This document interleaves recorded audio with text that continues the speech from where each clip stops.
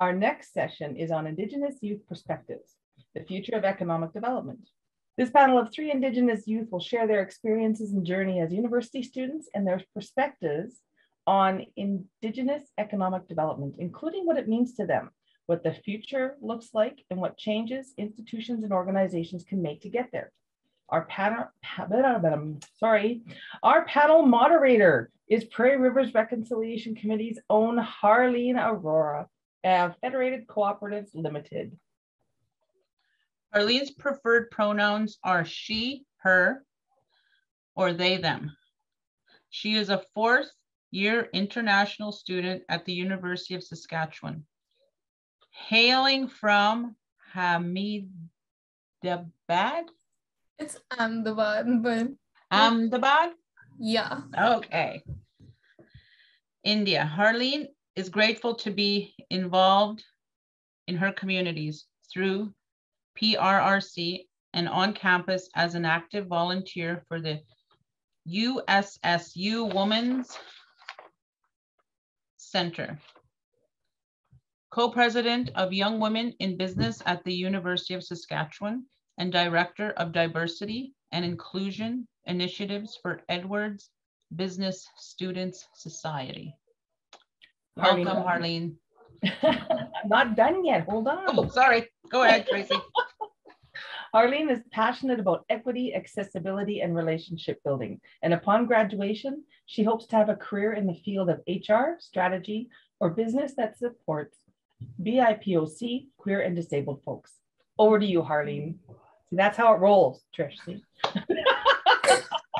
Welcome, Harleen. Hey, thank you, Tracy and Chief Sutherland, for that introduction. I'm very happy to be a part of PRRC. Being a part of this committee has brought me so much joy and growth, and I'm even happier to invite some of my friends onto this panel, and I will let them do their introductions because that's just what they're awesome at. And I see Autumn on my screen first, so I'll let Autumn go first. If you could tell us a little bit about yourself, so yeah, everyone can get to know you better and some of your recent experiences and what informs your perspectives. Sure, thank you so much. Hello, everyone. My name is Autumn LaRose-Smith, and right off the bat, I'll tell you that I'm the least educated on this topic than my peers on this panel. I am a SUNTEP student, Saskatchewan Urban Native Teachers Education Program, in my year of education. I was previously the president of the University of Saskatchewan Students' Union, the vice president of student affairs before that. And before that, I worked as an emergency receiving home care worker for my Métis local. And I was just recently elected the president of the Provincial Métis Youth Council in Saskatchewan as well. Thank you so much. That's me. Thank you, Autumn. And we can have Dante go next. Oh, Trisha. Hi, everyone. My name is Dante Carter. I am a proud member of Onion Lake Cree Nation. I'm currently working on my commerce degree. I'm in my 3rd year studying marketing and international business at the University of Saskatchewan. A large part of my university career has been benefited and characterized by being involved in anything that I can, including the Indigenous Business Student Society. And I guess coming into university, I graduated from a very small town with a class of 7, if you can believe it. So I was pretty intimidated coming into university and didn't really know if where I would fit and if my education could coexist with kind of my cultural upbringing and my kind of traditional teachings and just who I am as a Cree woman. So finding the IBSS really guided much of my university career, and I've made so many friends on it, and it's taught me so much about business, but also has given me mass amounts of cultural education. So I am so excited to be here and talk about economic development, which is something I'm super passionate about and is always an idea that's floating around in my mind, and hopefully something that I'll get into as my career develops. But I am so excited to be here today and of course sitting with all you guys, all people I consider friends and look up to. So I'm happy to be here. Thank you, Dante. And I can personally say I'm very happy to have Dante here. I work under her portfolio in EBSS, and yeah, she has amazing perspectives to add. And yeah, speaking of IBSS, we can have Aubrey introduce herself. Okay, hello everyone. I'm very excited to be here today. But yeah, my name's Aubrey-Anne Papasconius. Typically just go by Aubrey because it's a lot shorter. I am a 5th year at the Edwards School of Business. I'm pursuing my Bachelor of Commerce in Finance. I finished my Global Business Stream certificate last year, and I'll be completing my Indigenous Governance and Politics certificate next term. I'm a proud member of Canoe Lake Cree First Nation on Treaty 10 territory, but also have roots to Little Pine First Nation on Treaty 6 territory. I grew up, being very proud of both places. So I like to honor both of them, even though I'm just registered with Canoe Lake.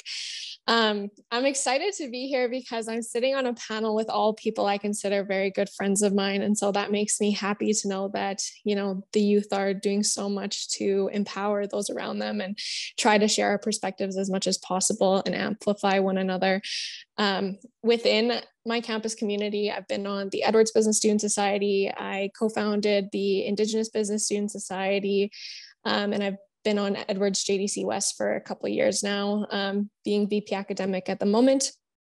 I have experience working with Saskatchewan Indian Gaming Authority and Indigenous Clean Energy in a few different areas like partnerships, procurement, events management, just trying to get as much experience as I can before I convocate from school.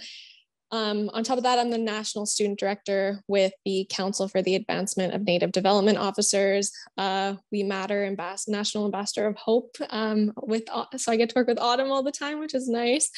And then I'm also part of the first cohort of Generation Power, which is a clean energy capacity building program for Indigenous youth. So I'm hoping I can share some perspectives. I have a little bit of random experience here and there. So I'm just excited to be here and hoping I can help out on this panel in any way possible.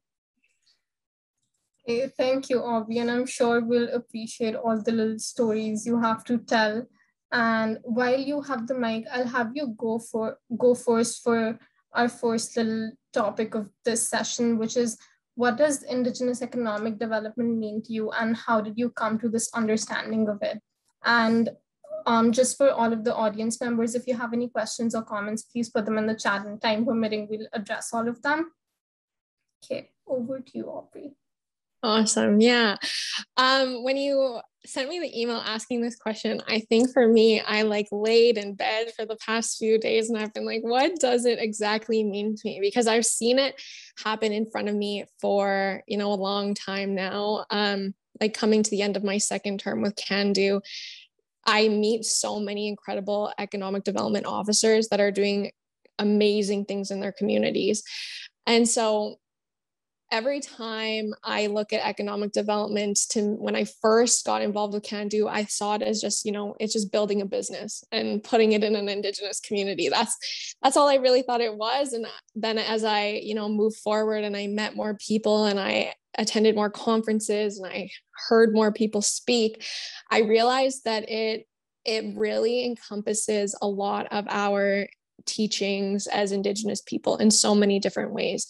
And because as I got into it, I realized, this isn't just a business. This is, I'm going to make something that is going to create hope for the people in my community, give them someplace to work, someplace to be proud of, someplace that's in their home that they can look back to, and something that then goes to benefit the entire community as a whole. And it doesn't have to always be, directly. It's very indirect sometimes. And I thought that was really beautiful because when I look at Indigenous economic development, all of these officers were like, okay, I'm going to build this in my community, but how can I take it 100% of the way and make sure that, the profits go back to the community, or we're doing training for the community, or we're getting youth involved and we're amplifying their voices. It was looking at it from every aspect. And when I think about that, I think a lot about, the medicine wheel and how there's balance to everything. And so when you're building businesses, in a lot of ways, it's hard because you look at it as kind of colonial. And so what we're trying to do in Indigenous communities is, break that down and encompass what we believe in and what we want to see in businesses. And so I guess for Indigenous economic development, to me, it means, creating those opportunities, tying in our Indigenous ways of knowing, and creating something that is going to benefit not only Indigenous communities, but communities all around us, so that we can, educate non-Indigenous people on what it means to do business with us, what it means to amplify us, what it means to push us forward. But it also means, for Indigenous people to make sure there's something that the youth can come to once they get to the age of, wanting to work in those places. And it means, sponsorships. It means, being able to sponsor, different things that happen in the community, whether that be, something like a powwow. And so it's so much, and it encompasses a lot. And so Indigenous economic development to me it's not in the sense of just building a business anymore. And I'm very happy that I've figured that out. It's making sure that we look at every aspect of ourselves and make sure that we can go forward and benefit everyone as much as possible, and do it in a good way that 7 generations before us would be proud of, and the 7 generations after us can look up to and hopefully keep building. So I guess that's, in a long-winded way, what it means to me. Thank you, Aubrey. And I'll let Dante take it from here. And yeah, what does Indigenous economic development mean to you? And I know Dante has some other different perspectives to offer from some of her summer experiences this year. Yeah, for sure. So I had the opportunity to move back home to my home community of Onion Lake and actually work doing youth programs and doing work placements for those aged 18 to 30. So what kind of is considered youth for a whole kind of range of different government programs. And this was so that people could get their apprenticeship. And it was so empowering at times to see these youth, so eager to work, but there wasn't work there for them, or there wasn't the infrastructure, whether it was finding ways to get to work or not having the funds or the supports within the community to actually, find work and develop their skills. And we had university students coming back with degrees and not being able to have those opportunities within, their home communities. So I think Indigenous economic development, to me, it means much like Aubrey kind of was saying, it's creating those opportunities to build that sustainable development and that economic opportunity so that, communities can continue to grow and be self-sufficient. And it also lies in the importance of the land to Indigenous people. So it means developing those sustainable economies and relationships between Indigenous communities and non-Indigenous communities, and Indigenous businesses and non-Indigenous businesses. So it's planning for those next 7 generations, which is meaning that those decisions that we're making today, how is that going to benefit and build a sustainable future for that 7th generation? So I guess for me, long story short, economic development is rooted in the ownership of the land, sustainability, and just that planning for a better future and creating those opportunities for Indigenous youth to come back to their home communities with the knowledge that they've learned, to share that and, to help sustain their communities to keep growing and to make sure that they're self-sufficient and that there's, it's kind of building hope within those communities to just keep going. So I think that's, long story short, that's what it means to me. Okay, thank you, Dante. And I know Autumn mentioned that they don't have much education on this topic, but I wanted to mention that even as a business student doing a program in business, I could still go my entire degree without taking an Indigenous specific course. So it's okay, we all learn in different ways. And yeah, I know you have a lot to say from your experiences with the SUNTAP program and education. So I'll let you take it away. Yeah, thank you so much. And I just wanted to give a quick shout out to Karen Robson, who's I saw in the participants an amazing role model and ally and friend. But yeah, to me, I think the other two hit the nail right on the head. And my immediate, when I first read that question, my immediate answer was it's community and health driven. Focused and guided by Indigenous values that really uplift the health and well-being of Indigenous communities and nations, and it leads towards a thriving and self-sufficient and successful communities and nations. And self-sufficient as well is something important, as a lot of communities in Canada and around the world are moving towards or are already in the process of self-governance in their communities. So really, including that as part of their Indigenous economic development. And I think with my perspective and in my experience where it comes to education, education being a huge part of that process. And there's an amazing report that I'll speak to in a little bit that's really guided my advocacy. But when I was 17 years old, I was actually, I went down to Ottawa for the Native Women's Association of Canada. They were building an entrepreneurial guide for Indigenous women to start a business in their own community. And you had to be 18, I think, but I wrote a killer essay, I guess. So they still had me come down, and really they focused the entire weekend event just around like how we can educate each other and our peers so that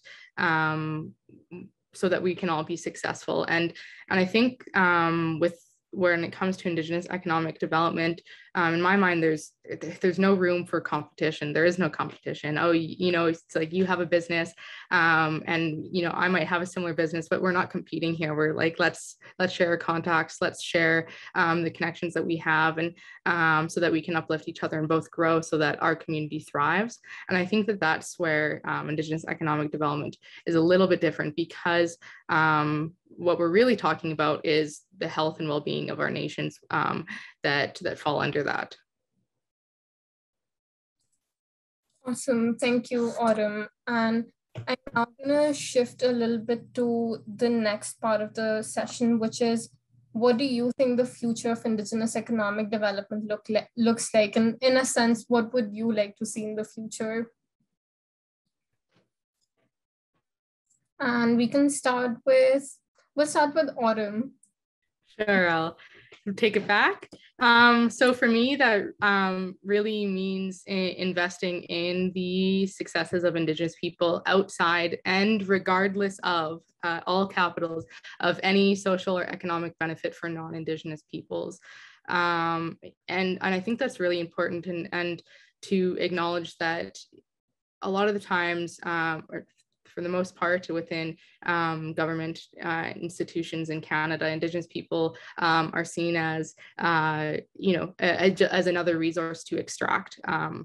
And so when we talk about uplifting and thriving Indigenous nations and people to, really be self-sufficient and supporting their own economic development with their own communities, with their own right to self-govern, we're also acknowledging that this comes, this can be implemented outside of the benefit that we receive. I think there's a lot of studies that demonstrate by how you support Indigenous people in Canada, you see a huge positive impact on the nation as a whole. But we shouldn't have to see a positive impact for our individual selves to really work towards that. So for me, that future looks like that.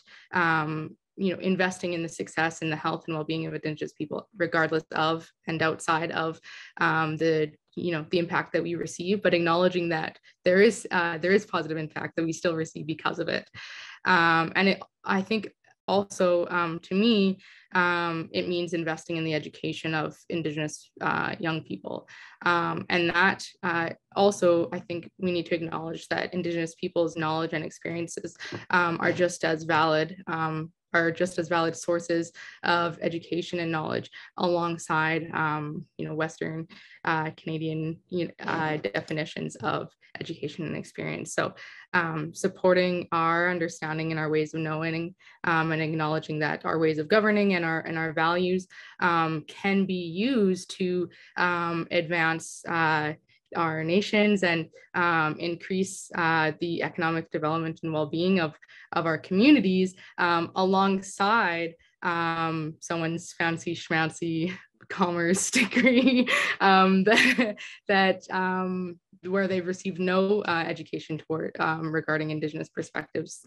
Like you shared, Harleen, how you shared you really could graduate without ever having to take a class like that. And so that doesn't necessarily mean that your education and experience is better. It's just different. And so acknowledging that there are strengths in those differences and figuring out ways to uplift all of them. Awesome. Thank you, Autumn. And I'll pass it on to Aubrey. Yeah, what do you think the future looks like? Yeah, I loved what Autumn said. And so I always appreciate listening to Autumn talk. It's my favorite. I think that for me, when I look at the future of it, there's so many things that are going to come of Indigenous economic development, things that like we haven't even probably thought of yet that are going to happen, and all thanks to the innovative minds of Indigenous peoples. And like Autumn said, the different levels of education they have, or ideas and creativity, that's all going to come together and create something really beautiful in the future. And when I look at the business setting now, you look at how Indigenous women are, creating businesses at 2 times the rate of non-Indigenous women. And you look at how just Indigenous businesses in general, they're growing at 5 times the rate of, self-employed non-Indigenous Canadians. Like you look at how, we're growing so much and we're doing so much. And also that apart from Crown and private utilities, Indigenous communities and enterprises are the largest single owner of clean energy assets in the country. Like those are big deals. Like those are things that, I look at, and it makes me excited for the future. It makes me excited of, what's going to come of these Indigenous businesses and what's going to happen with us in the clean energy setting, because we're already leaders in it. And so when I look at economic development, I'm a little biased because I've been working with Indigenous clean energy for the last 1.5 years. And so when I look at it, I want to see more clean energy projects come out of communities, people that are building those clean energy projects, because it's about, honoring the land around us too, and making sure that we're leaving the earth in a better place than we found it. And so in a lot of ways, I look forward to seeing more clean energy projects in Indigenous communities that, we're employing Indigenous peoples to work at, and, we're giving that power to our communities to know that they're operating on, solar energy or wind energy and all these different things. And I think that that's really exciting for us to look at. And so I think when it comes to the future of Indigenous economic development, I see a lot of, women on the forefront of it as one point. And Indigenous women are, leading the ways in so many ways that we're so powerful. And Indigenous youth too, I see them at the forefront, making decisions, being in those consultations, having those hard conversations. And, I want to see more people amplify Indigenous youth when they move forward in business, because so many times I think we see things and we're like, oh, this could be done, or this could be done, or here's another thing that could be done. But we're not asked about it, and we're not talked to about it. And it's like, they're not taking into account that we're the ones going to be inheriting these things moving forward, and that we're going to be the ones in these leadership roles. So why not include us early on, and make sure, that we have that background and that we're starting earlier, because I think fostering Indigenous youth talent and what they have to offer and bring to the table is so important. So I see more women, I see more youth in it. And I see us working in better relationships with non-Indigenous organizations. And a lot like what Autumn said, is it's not about that competition. It's not about, oh, who can do it better? Is this community doing this better? Is this community doing this better? It's about helping one another and making sure that we can get there, being open to having consultations with other communities so that they can do that. So I think, it means just, the future of Indigenous economic development, it's bright and it's huge, and it's going to be so amazing. And I'm excited to see that as, I grow older and, long after I'm gone, what Indigenous peoples continue to do. And so I think it's just us fostering our Indigenous ways of knowing more, bringing that into the business world in any way that we can, decolonizing settings. I look at some organizations like Future Ancestors where they're doing, decolonization of time. And so it's not like, oh, you have to respond to this email in 24 hours, or, oh, you have to work these set hours. It's what's your capacity? What are you able to work that week? We got to look at the decolonization of time. We didn't work on clocks back in the day. And so it's strange that we have to now, we're going to be changing those ways. It's not going to be vacation days. It's going to be, what? I heard about this one community in BC. They take a week off every year, to go hunting. And the organization that they work for is non-Indigenous, and they let them do that. And that, in a lot of ways, is decolonizing, because you're not working on, oh, you have to book X, Y, and Z day off, and that's going to come up your vacation days. It means honoring that and employing land defenders, even if they have, records. I've heard a lot about that, and how, they go and defend our land and old growth forests, and then they go into the workforce, and it's like, oh, well, we can't employ you because you have this on your record.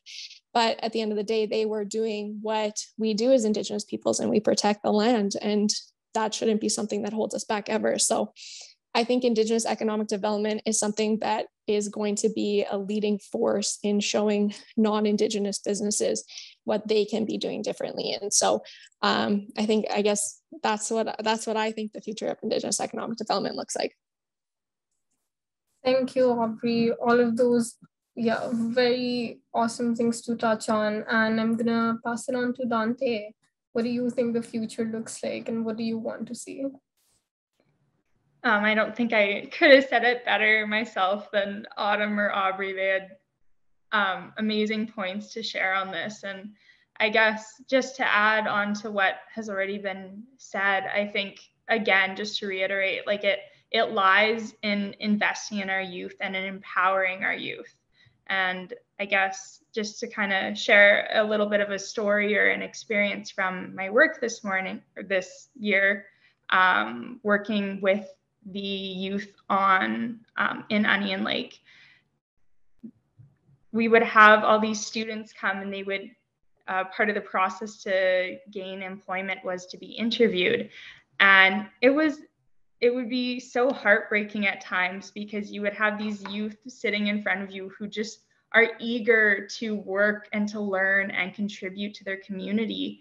And they don't have the confidence. They don't feel like there's space for them within, the world of business or whatever career path that they're interested in. And so I think it really lies in youth empowerment to advance economic development and to support youth in their careers and their dreams, and, have those conversations in high school about where they want to go, and make them aware that there is representation, and that's kind of a fight as an Indigenous person, is to make sure that there is space for you wherever you want to be. So I think that's kind of, when I look at the future of economic development, it's rooted in investing in our youth and in creating representation and space, so that those Indigenous youth can feel empowered to go into careers and to gain education, whether through it's a post-secondary institution, or whether it's going out into the world and just working and finding experiences and educating themselves through that way. So I think it lies in that youth empowerment and investment. So yeah, I don't have too much to add. The two other panelists did an amazing job of kind of painting a picture of what the future of economic development looks like. Oh, good. And that segues well into my last question, which I'll start with Autumn. What changes do you think organizations and institutions can make to get there? And just being mindful of time, we have about 5 to 10 minutes. Yeah, absolutely. So I'll just be really quick, because I just want to share a story. And so when I worked as an emergency receiving home worker for close to 5 years, I advocated and cared directly for almost 300 children. And at the time, Stats Canada reports that 16% of the Saskatchewan population is Indigenous, but approximately 90% of children in care in Saskatchewan are Indigenous. And so just acknowledging that foster care system is today's modern day residential school in disguise. And we can't ignore the fact that youth make up the majority of youth apprehended. And this is important because we need to stop putting money towards the removal of Indigenous children from their families and their histories and their cultures, and instead focus the money on supporting Indigenous families and youth mental health. And when you look at numbers like the Saskatchewan government's deficit of 2021 was $1.13 billion. And then you look at the numbers of realizing, well, okay, if we actually bridge the Indigenous education gap in Saskatchewan, we'd be receiving a provincial government revenue of around $12 billion. And an estimated social benefit of just one single graduate, literally one single sent-up graduate, could amount to $32 million. So already showing that, you know, by investing in the well-being of Indigenous people, and you're potentially doubling the revenue, the entire provincial revenue, and you have the ability to eliminate the provincial deficit almost 12 times over, which it is astounding, the power that Indigenous people have in Canada and in our province. And so I think one of the most important things moving forward that institutions and organizations can do is really acknowledging the power that Indigenous people and Indigenous youth have. So when you're talking about economic development, well, what is your organization investing in? Are they investing in uplifting Indigenous youth to make sure that you know, they have the supports? You know, if I don't know the organizations here, but if your organization just, you know, helped one Indigenous student graduate, you're putting it in a potential $32 million directly back into your own community of social benefit, which is absolutely amazing. When you look at those numbers, and again, like I said, it shouldn't be about what you personally receive, but you can't ignore the impact that has. And so I think, you know, I work for an Indigenous youth-led nonprofit, and figuring out ways to allow Indigenous youth to take on active roles within your organization, acknowledging their powers now, instead of saying, you know, they're tomorrow's doctors and tomorrow's CEOs, and tomorrow's leaders. They're today's leaders, right? They're today's caregivers, they're today's protectors. And it's an investment for you to acknowledge the gifts that youth have, support them and mentor them, and figuring out ways to, you know, bring them in and in a safe and welcoming environment where, you know, one day they could be an amazing leader and giving back in their own community, and again, caring for you one day when you're old, is what we always hear. So I think that's the biggest thing, is figuring out how you can really support the development of Indigenous youth. And again, it is the impact of just one youth, right? If you have the capacity to support more, that's absolutely amazing. But we're not asking you to be superheroes in that way. You don't have to go off and say, all right, 300 Indigenous youth, we're going to figure out how we can do this. It's just one, and build on that, right? If that felt good for you and felt comfortable, and you were successful, then invite more and keep doing that until you have an entire nation of young, successful Indigenous leaders in Saskatchewan or in your own province, and in Canada, who are being self-sufficient supporters, and overall you'll see an increase in the for the economy overall when you look at it through the health and well-being lens. It's my own opinion. I like to throw those numbers because it really is it's astounding when you just look at like what that impact is.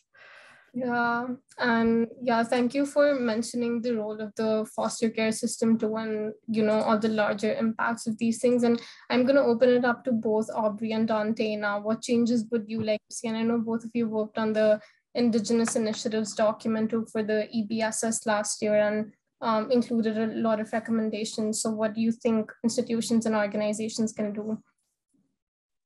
Yeah, I think that Dante and I did work on the Indigenous Initiatives document last year. It's the first document of its kind in Canada for business student groups.